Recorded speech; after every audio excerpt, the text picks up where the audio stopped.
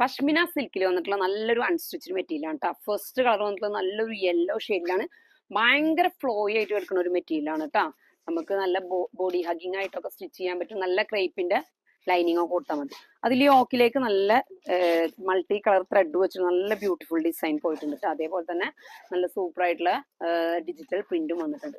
ഇതിന് സ്ലീവിന് സെപ്പറേറ്റ് ആണ് വരുന്നത്. അതുകൊണ്ട് തന്നെ നമുക്ക് 4Xലും 5Xലും 6Xൽ വരെ ഒക്കെ ആണെങ്കിൽ സ്റ്റിച്ച് ചെയ്യാനും പറ്റും കേട്ടോ.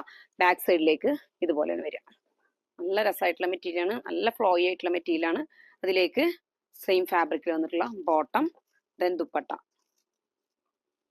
4 കളർ ചാർട്ടാണ് കേട്ടോ അതിൽ വന്നിട്ടുള്ളത്. ഫസ്റ്റ് കളർ ഈ യെല്ലോ ഷെയ്ഡാണ്. ഇനി ബാക്കിയുള്ള കളേഴ്സും കൂടി നോക്കാം.